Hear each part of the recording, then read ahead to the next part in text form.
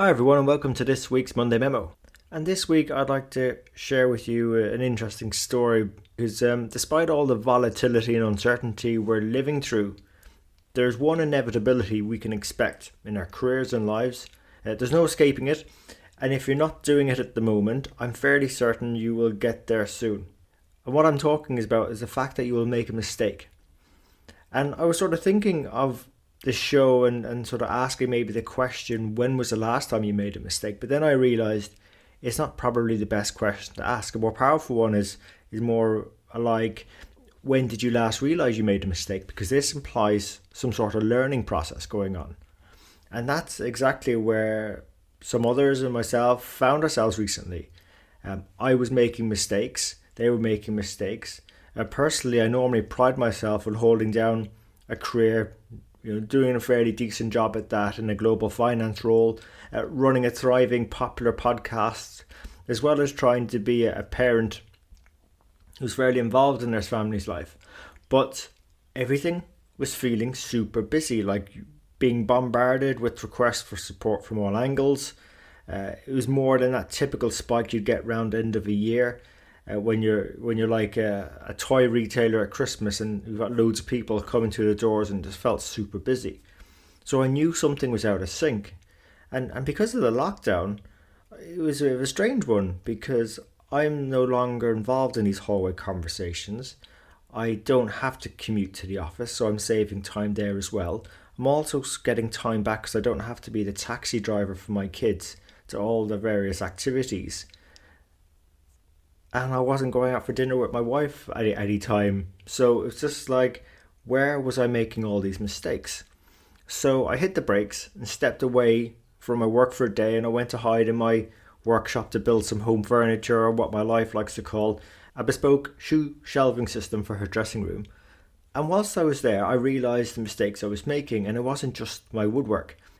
What I'd done is I'd let the present manic craziness of reacting to all these requests for support and this sort of subconscious need to be virtually present all the time bleed into my own work life. I'd lost that discipline of prioritizing on what I've shared with you before, time boxing. How we spend our time supporting others as well as being strategic and working on the important things as well as the urgent things to build for the future as well. I'd caught this busyness virus. So to make sure I was taking steps to get back on the right track, I made a few calls to some other peers and mentors in my network. And that's when I realised I wasn't alone. There was others feeling like this. And luckily for me, I'd been taking or trying to take some similar actions that were working to regain control over their diaries and working their way back from the busyness to being more productive. So we shared some ideas on what was working and not working. That's what I sort of share with you today. So for some of us, what we were doing or started doing was actually declining some of the barrage of requests of virtual Zoom meetings or WebEx meetings, keeping these to just set days and times only, so just dedicating certain days where that happened.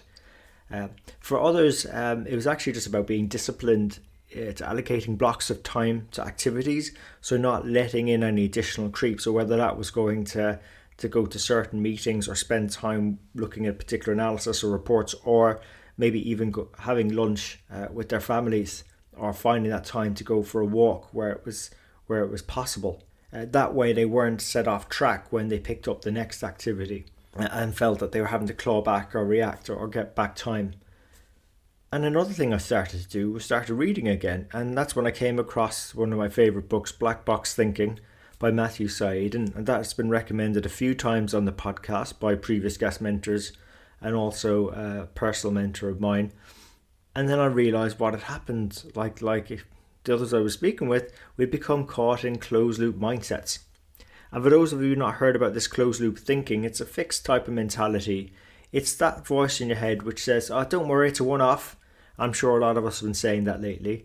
Particularly after we make mistakes, those closed loop thinkers will blame or make excuses or throw things under the rug to protect our psychological status. And the thing is with this, it leads nowhere. And Said in the book uses examples of the healthcare sector, which are being barraged at the moment. But his examples are drawn from many years ago where hospitals covered up their mistakes by calling these errors, they call them one-offs, so that they wouldn't scare away future patients. And the thing is, because of that protecting of their status and infallibility, and we have this challenge in finance and accounting as well, that need sometimes always be right and be certain, provide certainty and calmness, because we sort of brush things off as one-offs, no improvements get made, or no real improvements get made. We may convince ourselves that there are. Mistakes will persist, and in the healthcare sectors, more lives are being lost than necessary, or lives were being made worse off because of this avoidable malpractice. And again, as finance professionals with our appreciation of short and long term, we know closed loop thinking, while it might feel like the expedient thing to do in the short term, will fail over the longer term, because the truth will eventually reveal itself and the cost of cleaning up will just continue to grow over time. So we're just not immune from this closed loop type of thinking. And then the open loop, which is sort of how you would resolve this, is, when you do make a mistake, you choose to be open about that failure and find what Said said is this metaphorical black box. It's this box where you record the lesson from the failure so it can be scavenged and learned from. And once it's found, you must embrace it and put some positive change or constructive change based on what you've learned from the black box. It'll improve decisions and create a new improved loop. And it draws a bit from the idea of this sort of marginal gains or marginal improvements will inevitably lead our finance organisations to delivering high levels of mastery and value creation and capture for our organisations. And Said, in his book, used the example of the airline industry. I suppose a century ago, it was extremely dangerous to travel on an airplane. And some of us probably don't realise this, because with this open loop mindset that's been in prevalence in the airline industry, we've been able to learn from the previous countless crashes, and through all those iterations, it's now one of the safest ways to travel. And they call it a black box, but again, one of those iterations was turning the colour of the black box to orange, so it was easier to identify should there be an incident. And the safety is so good, you're more likely now to get hurt from driving your car than flying 36,000 feet in the air in an aluminium tube, going over 500 miles an hour. So when you mess up, just be open about it, acknowledge it, and figure out exactly what you did wrong, improve upon it, and try again. That's a simple advice here when you find yourself caught in a closed loop.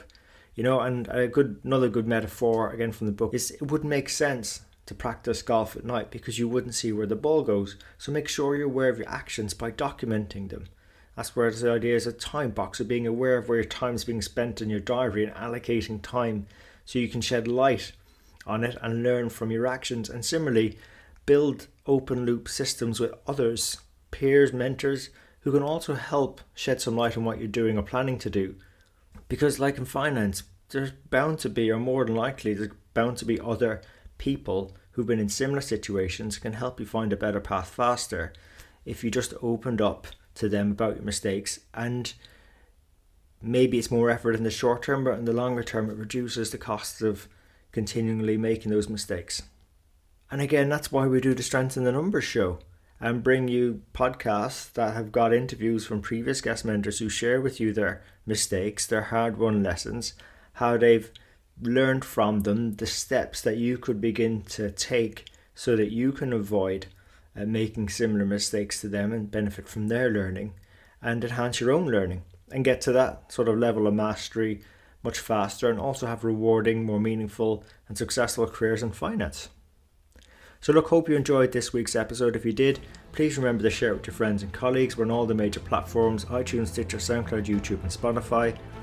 And we really appreciate you investing your time with us today. So until next time, take care of yourselves, stay safe, and let's keep on building our strength in the numbers.